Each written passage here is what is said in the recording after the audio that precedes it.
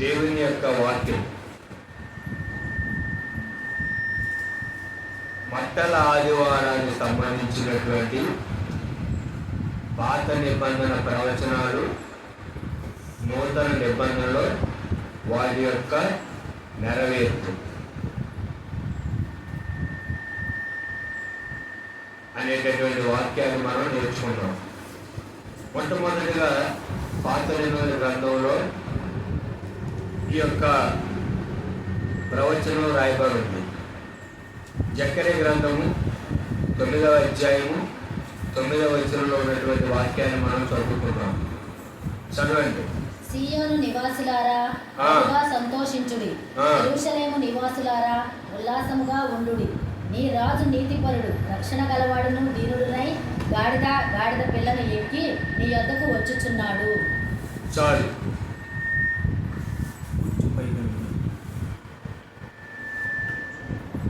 చదువుకున్నటువంటి లేఖన భాగంలో జకర్యా గ్రంథం 9వ అధ్యాయం 9వ వచనంలో ఉన్నటువంటి ప్రవచనం ఏంటంటే, యెరూషలేములో ఉన్నటువంటి వారిని గురించి దేవుని యొక్క వాక్యంలో రాయబడి ఉంది. యెరూషలేము, సియోను అంటే అర్థం ఏంటంటే యెరూషలేము. యెరూషలేములో నివసించేటటువంటి వారు ఎక్కువగా సంతోషించాలి, వారు ఉల్లాసంగా ఉండాలి అని వాక్యంలో రాయబడింది ప్రవచనం. ఎందుకు? ఒక రాజు వస్తున్నాడు. ఆ రాజు ఎవరంటే నీతి కలిగినటువంటి రాజు, ప్రభువైనటువంటి యేసుక్రీస్తు వారు రాజు. ఆ రాజు వస్తున్నాడు. ఆ రాజు ఎవరంటే నీతి కలిగినటువంటి రాజు, రక్షించేటటువంటి రాజు. అంతేకాదు కానీ ఆ రాజు ఎవరైనా అంటే దీనుడు. చాలామంది రాజులు ఉన్నారు, ప్రపంచాన్ని పరిపాలించినటువంటి రాజులు ఎంతోమంది ఉన్నారు. కానీ ఆ రాజులు ఎవరయ్యా అంటే కోపిష్ఠుడు, గర్వాంధుడు, అహంకారుడు, కఠినుడు, క్రూరుడు. కానీ ఈ రాజు ఎటువంటి వాడంటే దీనుడు. మరి చాలామంది రాజులు గుర్రాల మీద వచ్చేవారు, కానీ ఈ రాజు దేని మీద వస్తున్నాడు తెలుసా? గాడిద మీద వస్తున్నాడు. గాడిద పిల్లలు ఎక్కి ఎందుకు వచ్చుతున్నారు అని జకర్యా గ్రంథంలో రాయబడినటువంటి ప్రవచనం నూతన నిబంధనలో నెరవేరింది. మత్తయి సువార్త 21వ అధ్యాయం 4-5 వచనాలు చదివితే చదవండి. మత్తయి సువార్త 21వ అధ్యాయం 4-5 వచనాలు.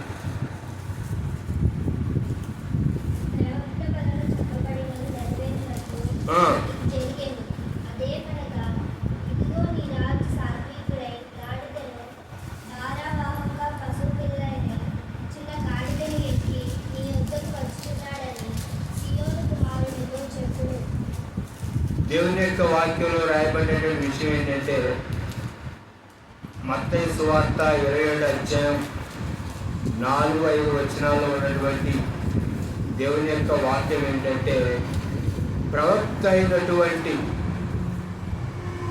ఎవరు ఇక్కడ ఏమని రాయబడి ఉంది?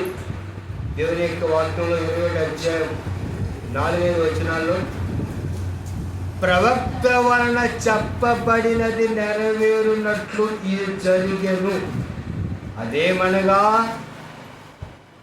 ప్రవక్త వలన చెప్పబడినది నెరవేరునట్లు. ఏ ప్రవక్త చెప్పారు? ఎప్పుడు చెప్పారు? జకర్యా ప్రవక్త చెప్పిన మాట నెరవేరునట్లు ఇది జరిగింది. ఏంటిది? ఇదిగో నీ రాజు సాత్వికుడై గాడిదను భారవాహన పశువు పిల్ల అయిన చిన్న గాడిదను ఎక్కి నీ ఎత్తుకు వచ్చుతున్నాడని సియోను కుమారుడితో చెప్పుని అనున్నది నెరవేరింది. ప్రభువైనటువంటి యేసుక్రీస్తు వారు చెప్పారు, ఇదిగో మీరు యేసుక్రీస్తు ప్రభువారు ఏమని చెప్పారంటే, తన శిష్యులలో ఇద్దరిని ప్రభు అయినటువంటి యేసుక్రీస్తు వారు పిలిచి, మీ ఎదుటనున్న గ్రామంలోనికి వెళ్ళండి. వెళ్ళగానే కట్టబడి ఉన్న ఒక గాడిద కనిపించి, ఆ గాడిద యొక్క పిల్లను మీకు కనపడు, వాటిని విప్పి నా ఎదురు తోలుకొని రండి. ఎవడైనా మీతో ఏమైనా అని ఎడల అవి ప్రభువులకు కావలసినవని చెప్పవలెను. వాళ్ళు వెళ్ళారు, దాన్ని తిప్పుకున్నారు, తీసుకొని వచ్చారు. దాని మీద ప్రభువులను యేసుక్రీస్తు వారు ఎక్కారు. ఆ బట్టల మీద కూర్చున్నారు. జన సమూహం అంతా కూడా అనేకులు తమ బట్టలు దారి పొడవున పరిచారు. కొందరు చెట్ల కొమ్మలను నరికి దారి పొడవున పరిచిరి. జన సమూహములలో ఆయన ముందు వెళుతున్న వారు, వెనుక వస్తున్న వారు దేవుని స్తుతిస్తూ ఉన్నారు. దేవుని యొక్క వాక్యంలో ఈ యొక్క ప్రవచనం ఏమైందంటే నెరవేరి. జకరియా ప్రవక్త ద్వారా తండ్రైన దేవుడు పలికించినటువంటి ఈ మాట మత్తయి సువార్త 21వ అధ్యాయం 4-5 వచనాల్లో ఈ మాట నెరవేరు. పాత నిబంధనలో ప్రవచనం నూతన నిబంధనలో నెరవేరు. ఈ రాజు ఎవరంటే దేవుడు. కనుక ఈ రాజు దగ్గర నీవు నేను ఎవరు నేర్చుకోవాలి? ఏదో వాక్యం విన్నాము, పాత నిబంధనలో ప్రవచనం అంట, కొత్త నిబంధనలో నెరవేరిందంట అని చెప్పటం వినటం కాదు. కానీ ఏమి నేర్చుకోవాలి? దేవుని యొక్క వాక్యం ద్వారా ఈ ఆదివారం ఆరాధన వర్తమానంలో ఏం ప్రభువైన యేసుక్రీస్తు వారు అని చెప్పారు, నేను సాత్వికుడును దేన మనసు కలిగిన వాడును, నా యొద్ద నేర్చుకుని అని యేసుక్రీస్తు ప్రభువారు చెప్పారు. దేన మనసు యేసుక్రీస్తు ప్రభువు. ఏ మనసు? ఆయన దీనుడుగా ఈ లోకానికి వచ్చారు. కనుక ఆయన దగ్గర ఏమని నేర్చుకోవాలి? దేన మనసు నేర్చుకోవాలి, దీనుడుగా ఉండాలి. అర్థమైందా? దీనులుగా ఉండాలి, గొర్రె పిల్లలాగా ఉండాలి అని మనం నేర్చుకోవాలి. అవసరమైనప్పుడు అప్పుడు కోపడాలి, అవసరమైనప్పుడు కోపడాలి, అనవసరంగా కోపడకూడదు. యేసుక్రీస్తు ప్రభువారు సింహంలాగా ధైర్యంగా మాట్లాడారు. అంటే సింహం మాట్లాడితే కాదు, అదే మీకు సింహం మాట్లాడితే కాదు, నీతిమంతులు సింహం వలె ధైర్యంగా ఉంటారు అని వాక్యం చెప్పినట్టు సింహం ఎలా ఉంటుంది? ధైర్యంగా ఉండదు. సింహం ముందు కుప్పిగంతులు కూలిదా? కుప్పిగంతులు అంటే సింహం ముందు వచ్చి కుందేడు కానీ ఏ జంతువులు కానీ దాన్ని బాకలేయటం, దాన్ని ఎక్కెత్తడం, అటు ఇటు ఏడం చేస్తే సింహం ఏం చేసింది? ఫోన్లో సరే ఎక్స్ట్రా చేస్తే పద్యం పెట్టి కొడితే లేదన్నమాట. యేసు ప్రభువారు దేవుని యొక్క వాక్యంలో ఆయన్ని సింహంతో పోల్చారు. యోధా గోత్రం సింహం. సింహం గర్జించినట్లు యేసుక్రీస్తు ప్రభువారు కూడా ఆయన మాట అలాగుండేది. అలా మాట్లాడారు. శాస్త్రులతో పరిశీలనతో ఆయన అలా మాట్లాడారు. కానీ ఆయన దీనుడుగా ఉన్నప్పుడు దీనుడుగా ఉన్నాడు.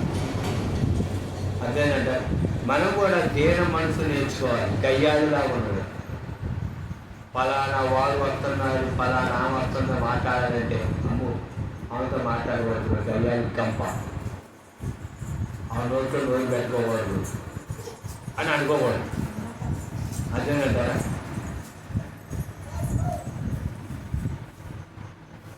గయ్యాలి అని అనిపించుకోవాలి. దేనత్వం ఉండాలి మనలో. కనుక ఇది ఈ వాక్య భాగం నుంచి మనం నేర్చుకోవాల్సింది.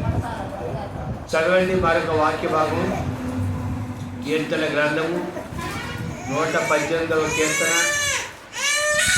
25-26 వచనాలు.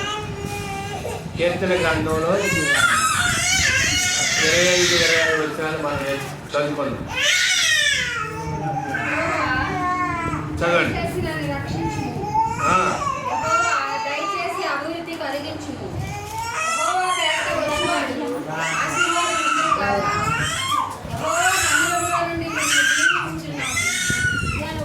దేవుని యొక్క వాక్యంలో రాయబడినటువంటి విషయం ఏంటంటే కీర్తన గ్రంథం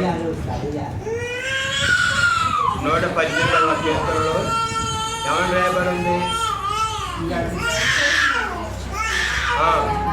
చదువుతారు.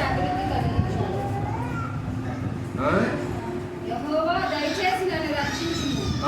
యెహోవా దయచేసి అభివృద్ధి కలిగించుము. యెహోవా పేరట వచ్చువాడు ఆశీర్వాదముందును గాక. అది అది అది చదవాలి. యెహోవా పేరట వచ్చువాడు ఆశీర్వదించబడును గాక. కీర్తన గ్రంథం 118వ కీర్తన 25-26 వచనాల్లో ఉన్నటువంటి వాక్యం మత్తయి గారు రాసిన సువార్త 27వ అధ్యాయం 8-9 వచనాల్లో నెరవేరు. చూడండి దేవుని వాక్యం 27వ అధ్యాయం 8-9 వచనాలు. మత్తయి సువార్త చదవండి. ఎవరు చదివేది చదవండి. మత్తయి సువార్త 8-9 చదవండి.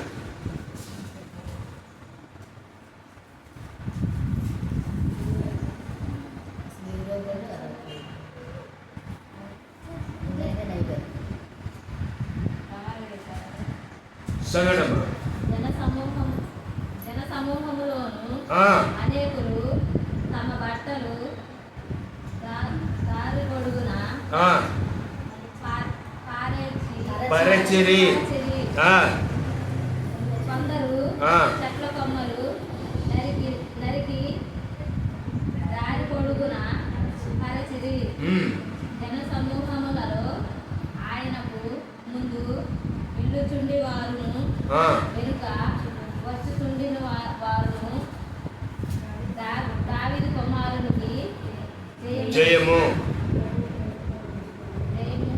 ప్రభువు పేరిట వచ్చువాడు స్తుతింపబడును గాక. సర్వోన్నతమైన స్థలములలో జయము అని కేకులు వేయుచుండిరి. జన సమూహములోను అనేకులు తమ బట్టలు దారి పొడుగున పరిచిరి. కొందరు చెట్ల కొమ్మలు నరికి దారి పొడుగున పరిచిరి. జన సమూహములలో ఆయనకు ముందు వెళుచుండిన వారును వెనుక వచ్చుచుండిన వారును దావీదు కుమారునికి జయం.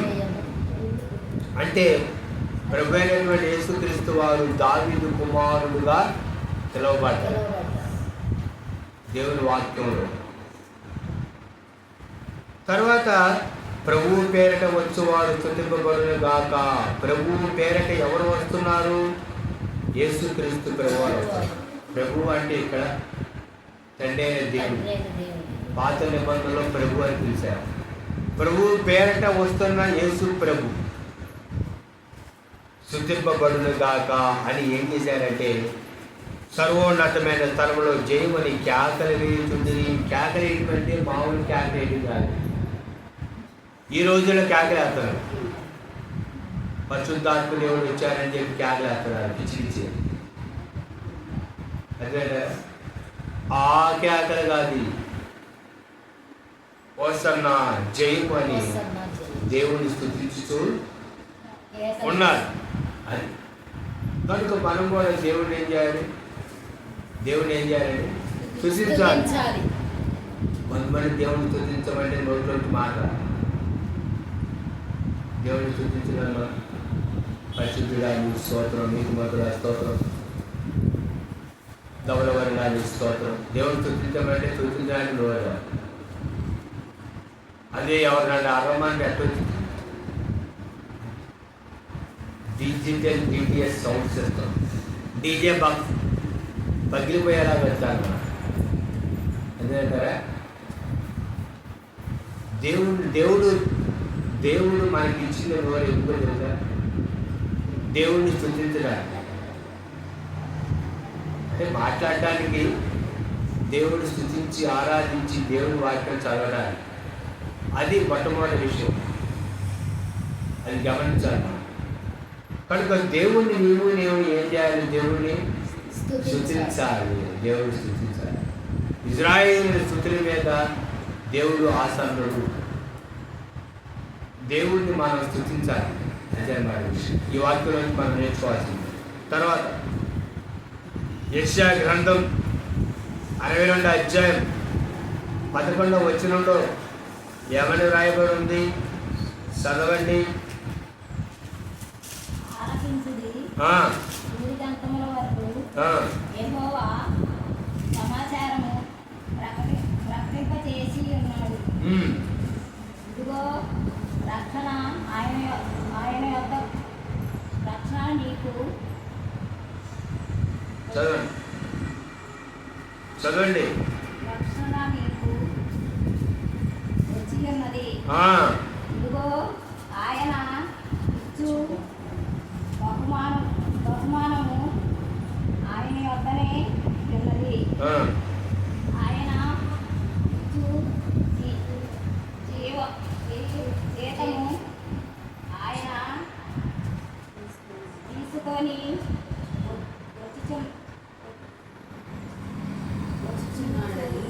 వచ్చుచున్నాడు. చాలు. ఇక్కడ దేవుని వాక్యం రాయబడిన విషయం ఏంటంటే ఆయన రక్షిస్తాడు. ఇది రక్షిస్తాడు, రక్షకుడు. ఈ రాజు ఎవరంటే దేవుడు. ఈ రాజు దీనుడు. ఈ రాజుని మనం స్తుతించాలి. ఈ రాజు ఎవరు? రక్షించే రాజు, శిక్షించే రాజు కాదు. రాజులు ఏం చేస్తారంటే శిక్షిస్తారు. మాట వినకపోతే ఏం చేస్తారు? శిక్షిస్తారు. కానీ ఈ రాజు ఎవరు తెలుసా? రక్షిస్తాడు, రక్షించే రాజు. పాపంలో పట్టబడినటువంటి స్త్రీని ధర్మశాస్త్రం ప్రకారం రాళ్లతో కొట్టి చంపాలి. శాస్త్రులు, పరిసయ్యులు అందరూ, ప్రధాన యాజకులు యేసు ప్రభు దగ్గరికి ఆమె తీసుకొచ్చారు. బోధకుడా, ఈమె పాపం చేస్తూ ఉంటే పట్టబడి దేవుడు మోషే గారి ద్వారా ఇచ్చిన ధర్మశాస్త్రం ప్రకారం రాళ్లతో కొట్టి చంపాలి. మరి నీవు దేవుని కుమారుడు అని చెబుతున్నావు కాబట్టి నీవు ఏ శిక్ష విధిస్తున్నావు అని అడిగితే ప్రభు ఆమె చెప్పారు చూసారు, మీలో పాపము లేని వాడు మొట్టమొదటి రాయి ఆ మీద వేయండి. అప్పుడు ఎవరు కూడా ఆ మీద రాయి. అంటే ఆమె పాపము చేసి పట్టబడింది. వీళ్ళలో ఉన్నటువంటి పాపాలు ఉన్నప్పటికీ కూడా వీళ్ళు పట్టపడలేరు. దొరికితే దొంగ, దొరకపోతే దొర అన్నట్టు ఉంది పని. అదేంటా ఆమె పాపం చేసిందని తీసుకొచ్చి యేసుక్రీస్తు దగ్గర నిలబెట్టారు. మరి వీళ్ళు పాపం చేయలేదా? చేశారు. దేవుని మాట వినకుండా వీళ్ళు పాపం చేశారు. కనుక ప్రభు ఆమెను క్షమించి రక్షించారు. కనుక యేసుక్రీస్తు ప్రభు ఎవరయ్యా అంటే రక్షించేటటువంటి రాజు, రక్షించే రాజు. ఆయన రక్షిస్తాడు. ఇదిగో రక్షణ వచ్చి ఉన్నది, పరలోక రాజ్యం సమీపించి ఉన్నది, బాధ పొంది స్వార్థ నమ్మండి అని యేసుక్రీస్తు ప్రభువారు చెప్పారు. స్వార్థ నమ్ముడి అని ప్రభువారు చెప్పారు. రక్షించే రాజు. చదవండి దేవుని వాక్యంలో ఆదికాండం 49వ అధ్యాయం 10-11 వచనాలు. కనుక యేసుక్రీస్తు ప్రభువారు ఎవరైతే రక్షించే రాజు, దీనుడైన రాజు, రక్షించే రాజు. ఆయన ఎవరైతే మన స్తుతుల మీద ఆశీనుడైన రాజు. చదవండి ఆదికాండము 49వ అధ్యాయం 10వ వచనం. యూదా యుద్ధ నుండి దండము తొలగించును.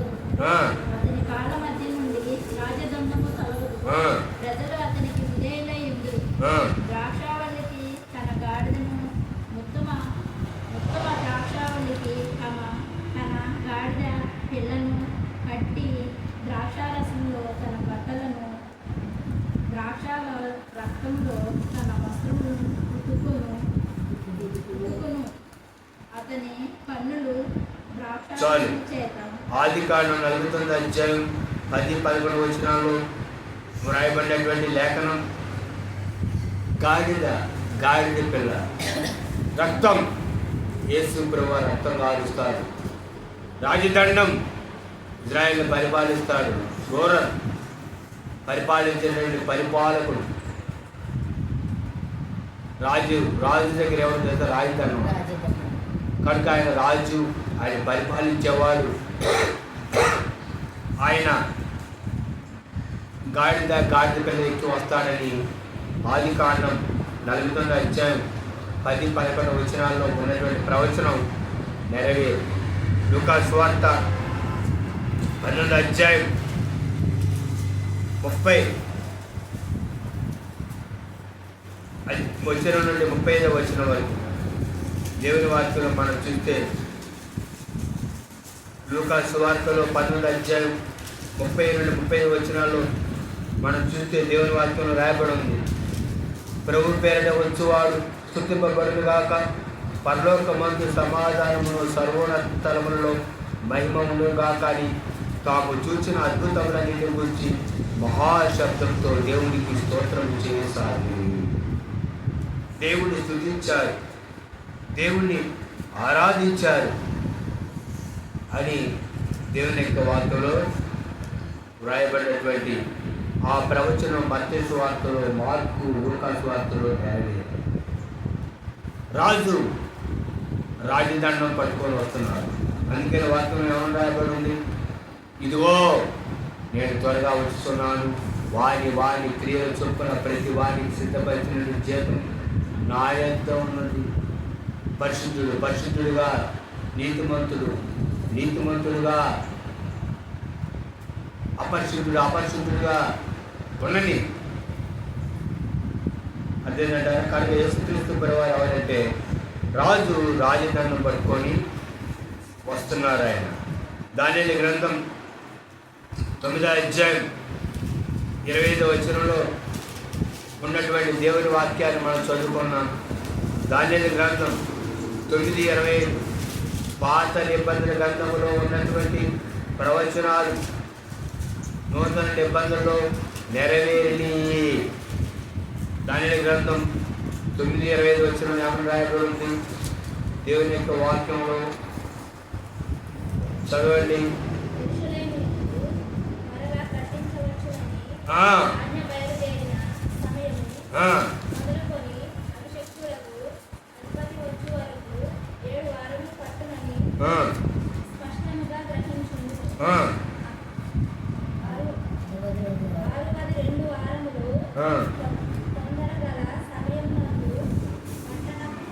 చాలు.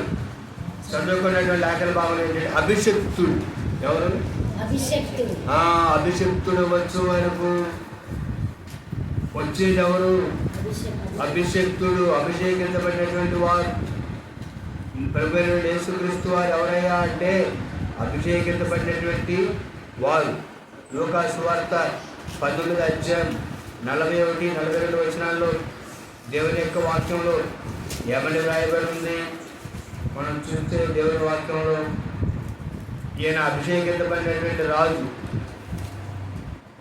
యేసుక్రీస్తు ప్రభువు ఎవరయ్యా అంటే అభిషేకించబడినటువంటి రాజు. దేవుని వాక్యం ఏమని రాయబడి ఉంది? లూకా సువార్త 19 అధ్యాయం 41-42 వచనాల్లో ఆయన పట్టణముకు సమీపించినప్పుడు దానిని చూచి దాని విషయమై ఏడ్చి, నీవును ఈ దినమందు సమాధానమైన సంగతులు తెలుసుకునే నీకెంత మేలు, కానీ ఇప్పుడు అవి నీ కళ్ళకు మరుగు చేయబడి ఉన్నవి. ప్రభు నిన్ను దర్శించు కాలము నీవు ఎరగకుంటివి. చూసారు, అభిషక్తుడైనటువంటి యేసుక్రీస్తు ప్రభువారు యెరూషలేములోకి ప్రవేశిస్తున్నప్పుడు ఆయన ఈ మాట పలికారు. అదేనంటారు, ఈ మాట పలికారు. దానియేలు గ్రంథం 9 అధ్యాయం 25 వచనంలో ఉన్నటువంటి ప్రవచనం అభిషక్తుడు, అభిషేకించబడినటువంటి రాజు యేసుక్రీస్తు ప్రభువారు వస్తున్నారు యెరూషలేము పట్టణానికి అని గాడిద పిల్ల మీద ఎక్కి వస్తున్నారన్న ప్రవచనాలు నెరవేరింది.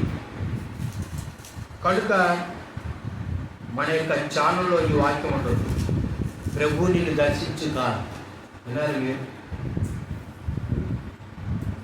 ప్రభు నిన్ను దర్శించు కాలం అనే వాక్యం ఉంది. ఆ వాక్యం వినండి. ఆ వాక్యం వింటే ఈ వాక్యం అర్థం. ప్రభు నిన్ను దర్శించు కాలం అన్న వాక్యం ఈ యొక్క లూకా సువార్త మనం చదువుకున్నటువంటి 41-42 వచనాల ఆధారంగా అక్కడ వివరించడం జరిగింది. ప్రభు నిన్ను దర్శించు కాలం అనే వాక్యం. ఈ మాట అర్థం అవ్వాలంటే ఆ వాక్యం వింటే అర్థమైంది. అర్థమైంది మీకు? కనుక ఎవరై అంటే అభిషేకించబడినటువంటి రాజు ప్రభువైన యేసుక్రీస్తు వారు. ఎవరంటే ధీరుడైన రాజు. రెండవదిగా ఆయన రక్షించే రాజు. మూడవదిగా ఆయన అభిషేకితమైన రాజు. నాలుగవదిగా ఆయన పరిపాలించే శాశ్వతమైనటువంటి రాజు. ఇజ్రాయేల్ రాజులు చనిపోయారు. యోధా సామ్రాజ్యాన్ని, యోధా దేశాన్ని, యోధా రాజ్యాన్ని పరిపాలించే రాజులు చనిపోయారు. కానీ దావీదు సింహాసనం మీద నిరంతరం పరిపాలించేటువంటి పరిపాలకుడు, దావీదు కుమారుడుగా వచ్చినటువంటి ప్రభువైన యేసుక్రీస్తు వారు నిరంతరమైన పరిపాలించేటటువంటి రాజు. ఈ రాజు మరణాన్ని జయించిన రాజు, మరణం లేని రాజు, శాశ్వత పరిపాలకుడు ఈయన. కనుక ఈ రాజు ఎవరంటే వినయం కలిగిన రాజు. ప్రవచనాలు నెరవేరింది. ప్రజలు గుర్తించారు కానీ అర్థం చేసుకోవాలి. పాత నిబంధనలో ప్రవక్తల ప్రవచనాలు యేసుక్రీస్తులో నెరవేరింది అని ప్రజలు గుర్తించారు కానీ ఆయన ప్రాణత్యాగాన్ని అర్థం చేసుకోవాలి. అదేనంటారు. అందుకని యేసుక్రీస్తు ప్రభువారు పుట్టిన పెంబట 2 సంవత్సరాలు ఉన్నప్పుడు గ్రంథాలు ఏం చెబుతున్నాయి, పాత నిబంధన గ్రంథాలు అని వాటిని పరిశోధించండి అని ఏ రోజు మహారాజు చెబితే వాళ్ళు పరిశీలించి యూదా బెత్లెహేమా, యూదా ప్రధానులు ఎంత మాత్రము అల్పమైన దానివి కాదు, ఇజ్రాయేలును నా ప్రజలను పరిపాలించే అధిపతి నీలో నుండి వచ్చును అని ప్రవక్తలు ప్రవచించారు అని ఏ రోజు రాజుకి చెప్పారు. ఏదైనా ప్రవక్తలు ప్రవచించిన రాజు, యూదుల రాజుగా పుట్టిన వాడు ఎక్కడ ఉన్నాడు, ఆ నక్షత్రం చూసి ఆయన పూజించడం వచ్చింది మరి తూర్పు దేశం జ్ఞానులు వచ్చారు. వాళ్ళు అర్థం చేసుకున్నారు, వీళ్ళు అర్థం చేసుకోలేకపోయారు. లేఖనాలు చెప్పింది ఇతని గురించి, ప్రభువైన యేసుక్రీస్తు వారి గురించి అని గ్రహించారు కానీ అర్థం చేశారు. అర్థం. కనుక ఈనాడు నీవు నేను యేసుక్రీస్తు ప్రభుని అర్థం చేసుకోవాలి. ఆయన మనల్ని అర్థం చేసుకుంటున్నాడు కానీ మనం ఆయనను అర్థం చేసుకోవాలి. యేసుక్రీస్తు ప్రభువారు లాజరు చనిపోయినప్పుడు, లాజరు చనిపోయిన 4వ రోజున యేసుక్రీస్తు ప్రభువారు వస్తారు. మార్త, అయ్యా నీవు అప్పుడే ఇక్కడుంటే మా తమ్ముడు చనిపోయేవాడు కాదు కదా, ఎందుకు ఆలస్యం వచ్చావని మార్త ఆయన అడిగితే ప్రభు కన్నీళ్లు విడిచాడంట. యేసు కన్నీళ్లు విడిచాడు అని పరిశుద్ధ గ్రంథంలో ఉన్నటువంటి చిన్న వాక్యం వచ్చినవని. ఎందుకు యేసుక్రీస్తు ప్రభువారు కన్నీళ్లు విడిచారు? మార్త లాజరు చనిపోయాడు అని చెప్పిన మాట విని యేసు ప్రభువారు కన్నీళ్లు విడిచాడు. అది విడిచాడు కాదు, నన్ను మీరు అర్థం చేసుకోలేకపోతున్నారు, నీవు నమ్మిన ఎడల దేవుని మహిమ చూస్తావు అని చెప్పాడు. చనిపోయి 4వ రోజు ఆయన ప్రభువైన యేసుక్రీస్తు వారు లాజరు బయటికి రా అంటే లాజరు బయటకు వచ్చాడు.